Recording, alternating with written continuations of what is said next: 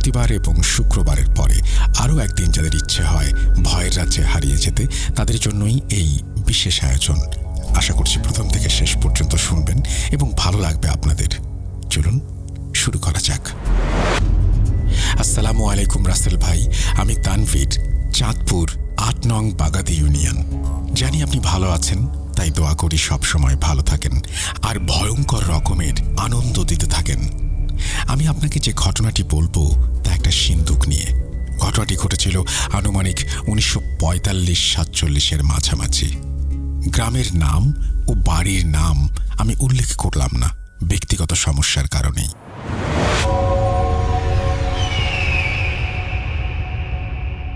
ঘটনাটি যে বাড়িতে ঘটে, ওই বাড়ির বড় মুরব্বী ছিলেন একজন পরহেজগার ধনী লোক। ওদের ব্যবহারের একটা সিন্দুক ছিল বড় মাপের, কিন্তু তার বউ ওনাকে সম্মান এবং ভয়ের কারণে কখনো সিন্দুকের ধারে কাছেও যেত না। উনি দূর থেকে কয়েকবার সিন্দুক খোলার সময় দেখেছিলেন যে সিন্দুকের ভেতর সোনার চামচ, কাঠি, প্লেট, মগ, বাটি ইত্যাদি। সিন্দুকটি মাটির ওপরেই থাকত, কিন্তু উনি হজে যাওয়ার আগে ওনার কাজের লোকজন নিয়ে সিন্দুকটি মাটির নিচে গর্ত করে সেখানে রেখে দেন, যেন কেউ না ধরে। তেমনি একবার উনি হজের উদ্দেশ্যে রওনা দিলেন। তখনকার সময় মানুষ পায়ে হেঁটে হজ করতে যেতেন, কিন্তু ওনার আর্থিক অবস্থা ভালো থাকার কারণে উনি জাহাজে করে হজে যেতেন। উনি তৃতীয়বার হজে যান। সৌদি আরবেই তখন তিনি ইন্তেকাল করেন। উনি হজ থেকে ফিরে না আসায় কেউ আর ওনার সিন্দুকটি মাটি থেকে তোলে না এবং যত্নও নেয় না। মূল ঘটনাটি ঘটে হাজী সাহেবের ইন্তেকালের 7-8 বছর পর। ওনাদের বাড়িতে 4টি ঘর।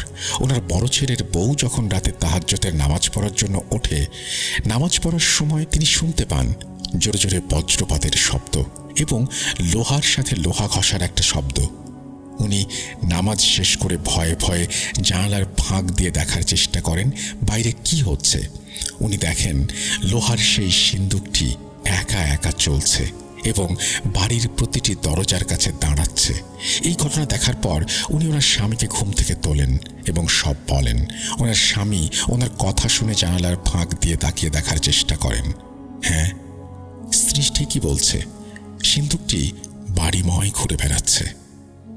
এই ঘটনা দেখে তারা দুজনেই ভয় পেয়ে যান এবং সকালের অপেক্ষা করতে থাকেন।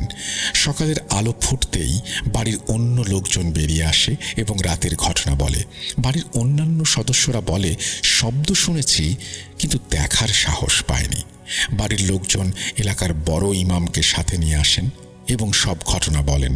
ঘটনা শুনে এবং উঠোনে সিন্দুকের বড় কোনো রকমের ক্ষত দেখে ইমাম সাহেব বলেন যে সিন্দুকটি রক্ষা করার জন্য একটি দিনকেও যত্ন না নেওয়ার কারণে এবং মালিক মারা গেছে এটা শুনে জিনটি সিন্দুকের সাথে মিশে গেছে, তাই সিন্দুকটি জিনের মাধ্যমে মাটি থেকে বেরিয়ে এসেছে।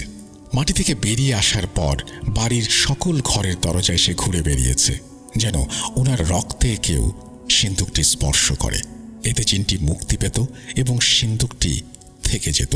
কিন্তু কেউ স্পর্শ না করার কারণে ফজরের আজানের সময় হওয়ায় জিনটি নিজের জীবন বাঁচাতে পুকুরে নেমে পড়ে।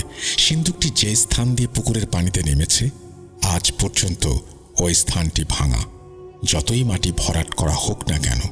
ইমাম সাহেব বলেন, এই বাড়ির কেউ একজন এই সিন্দুক পাবে, তবে সেটা শুধু সময়ের অপেক্ষা।